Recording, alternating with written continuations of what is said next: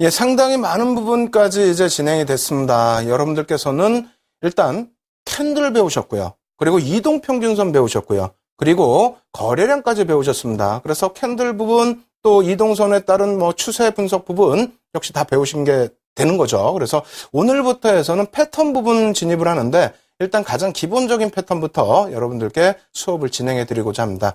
그에 앞서서 마지막으로 이동평균선 관련된 그랜빌의 법칙 우리가 또 복습을 해야 되겠죠. 전체적인 이평선에 대한 추세 부분에 대한 집약된 그런 내용이기 때문에 그랜빌의 법칙의 복습 부분 끝까지 또 잘 보셔서 여러분들 것으로 꼭 만드시기 바랍니다. 자, 화면을 통해서 복습하도록 하겠습니다. 그랜빌의 법칙 놓고 보시게 되면요.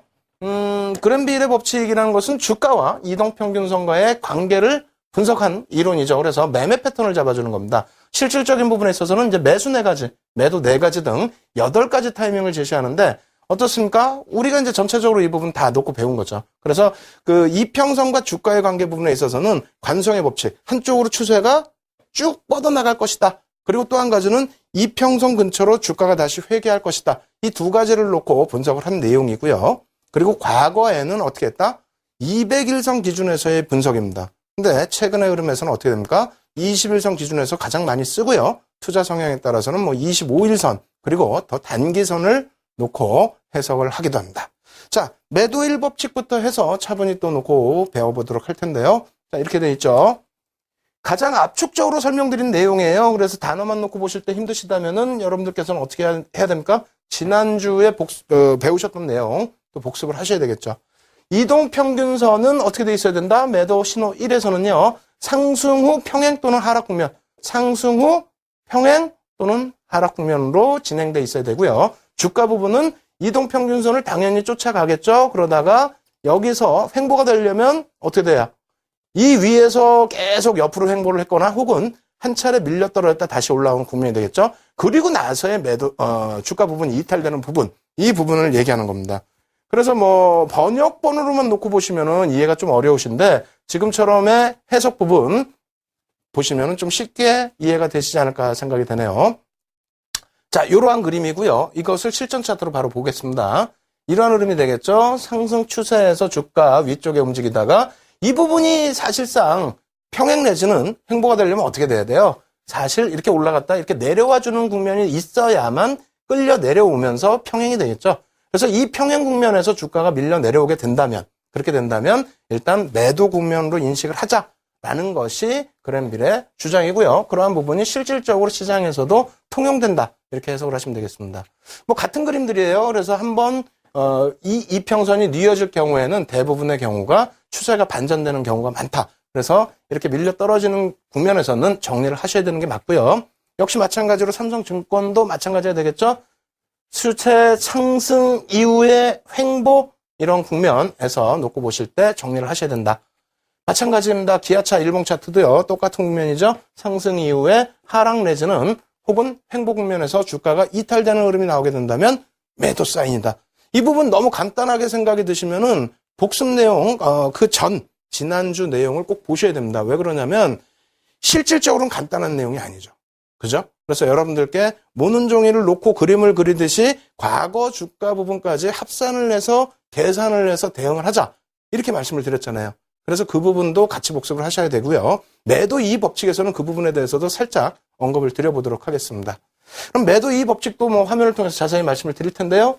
이렇게 되어 있습니다. 이평선이 추세 하락을 지속하고 있다. 그러니까 윤정도가 맨 처음부터 뭐라고 말씀드렸어요? 사실상 맨 앞부분은 뭐 추세 상승 이후에 횡보 내지는 하락입니다만 실질적으로는 어떻게 된다? 매도 이의 법칙에서부터는 이렇게 뭐 추세 하락 부분이 연출이 됩니다. 그래서 매도 2와 3은요. 그래서 이렇게 추세 하락이 나왔을 경우에는 어지간한 반등이 나온다 할지라도 어지간한 반등 속에서도 이것은 매수가 아니라 매도의 기준이 된다는 겁니다. 그래서 그랜빌의 법칙에서도 이러한 부분을 강조를 한 부분인데 이러한 추세 하락 속에서 주가가 어떻게 된다고요? 이동평균선을 이렇게 하락하다가 반등이 나와서 돌파를 하는데 제한적인 돌파라는 해석이에요. 그러니까 지금 제한적이라는 이런 단어를 시장에서는 뭐 써주질 않고 그냥 번역만 이상하게 해놔서 잘 이해가 안 되신 부분이 있을 텐데 그림 놓고 보시면 이해가 좀 빠르실 겁니다. 이러한 그림이 되겠고요. 사실은 이렇게 가파르진 않죠. 이렇게 된다면 추세가 변동이 되는 거고요. 자, 이렇게 놓고 해석을 하실 수 있습니다. 삼성물산의 일봉 차트인데요. 잘 보세요. 하락 추세에 놓여져 있다가 반등이 나오는데 제한적이라는 겁니다. 여기서 쭉 뻗어 올라가는 흐름이 돼야 되는데 그렇지 못하고 흘러내린다는 거죠. 그렇다면은 여러분들이 쭉 뻗어 올라가고 제한적이지 않은 것은 무엇이냐? 그 부분. 원래는 그 지난주 자료를 통해서 여러분들이 복습을 하셔야 되는데 여기서도 짧게 한번 설명을 드려볼게요. 자, 여기서 반등이 이렇게 나왔다고 치죠. 그러면 이 반등이 나왔을 때 이 거래일선이 며칠이라고요? 20거래일이라고 그랬잖아요. 그러면 이평선을 놓고 보면서 하락 추세가 지속되느냐 이런 것을 계산하지 마시고 직접 한번 능동적으로 한번 계산을 해보시라는 거죠. 어떻게? 자, 하나, 둘, 셋, 넷, 다섯, 여섯, 일곱, 여덟, 아홉, 열, 그리고 15, 20. 요 정도 범위가 되겠네요. 그죠?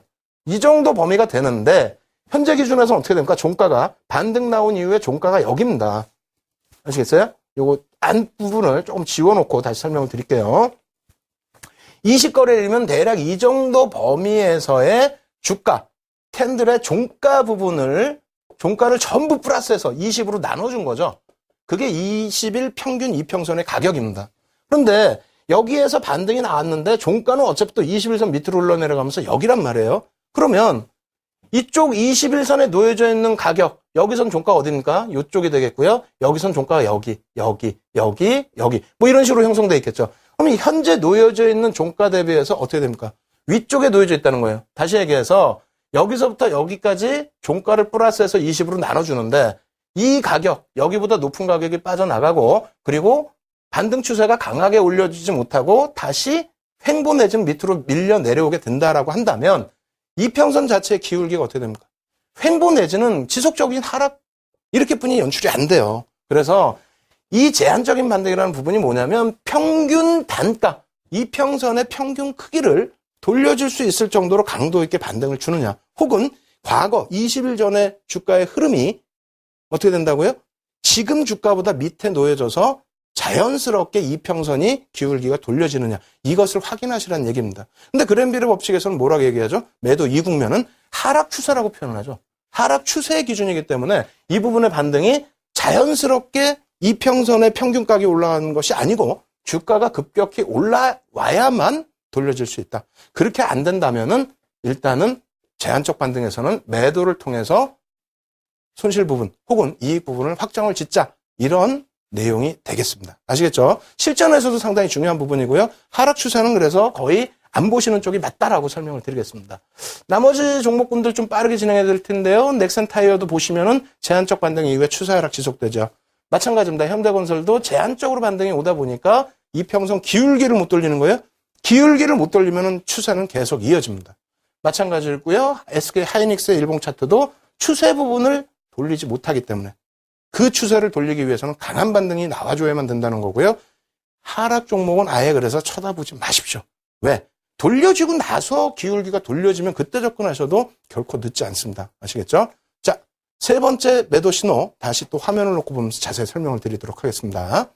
세 번째 매도 신호도 마찬가지입니다. 이평선이 추세 하락을 지속을 하고요. 그리고 주가는 이평선 상향 돌파 못하고 하락 반전, 이평선의 저항을 받는다. 그 무슨 얘기냐면은 조금 전 내용하고 사실은 거의 비슷한데요. 조금 전은 그나마 이평선 위쪽으로 제한적인 반등이 나왔다고 한다면 지금은 어떻게 돼요? 그 이평선도 뚫지를 못하는 흐름이라는 겁니다. 어떻게? 이렇게. 그래서 금호석유건설 같은 경우, 금호석유화학이죠. 죄송합니다. 그래서 이 부분 같은 경우에도 이평선을 치고 다시 어떻게 됩니까? 하락으로 내려오면서 뚫지를 못하죠.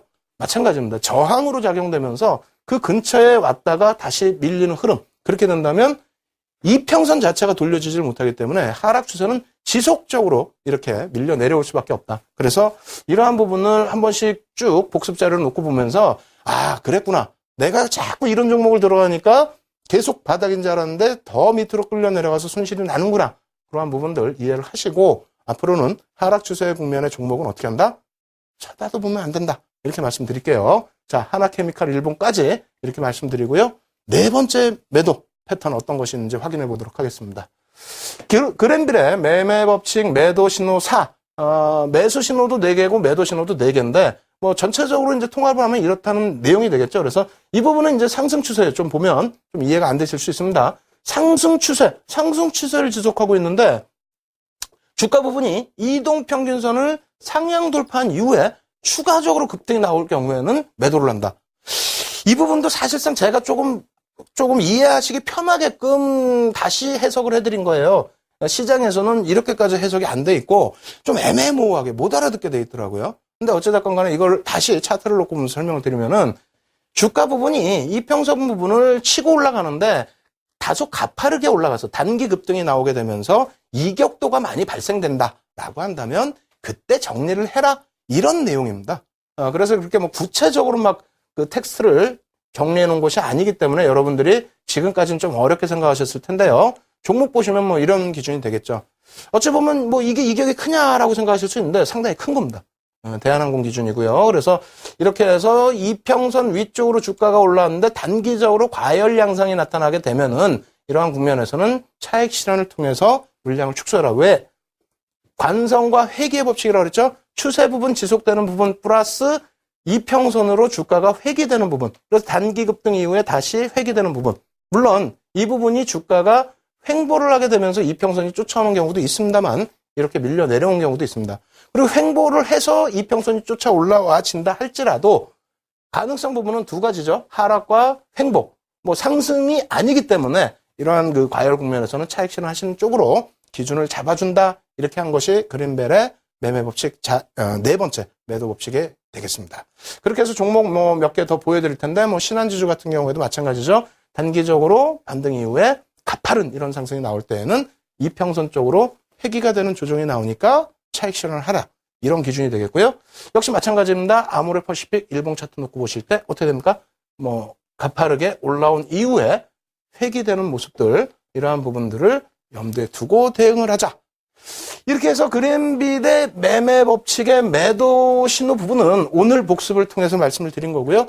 사실상 매수 신호가 더 중요하죠. 뭐 똑같은 그 반대측의 해석이긴 합니다만 매수 부분이 더 중요합니다. 매수 부분은요, 내일 금요일입니다. 금요일이지만은 내일 또 진행을 해드릴 테니까 내일까지도 꼭 시청을 하시고요. 그리고 오늘 지금 배우신 내용이, 복습 내용이 어려우실 수 있습니다. 그리고 사실은 더 중요하게 놓고 보셔야 됩니다. 빨리 진행해드린 대신에. 그래서 이 부분을 다운받으셔서 여러분들 교재를 보시면서 복습하실 것을 권해드리고요. 그리고 실시간으로 지금 첨삭 지도해드리고 있으니까 참여하시기 바랍니다. 참여하시는 방법 화면을 통해서 알려드립니다.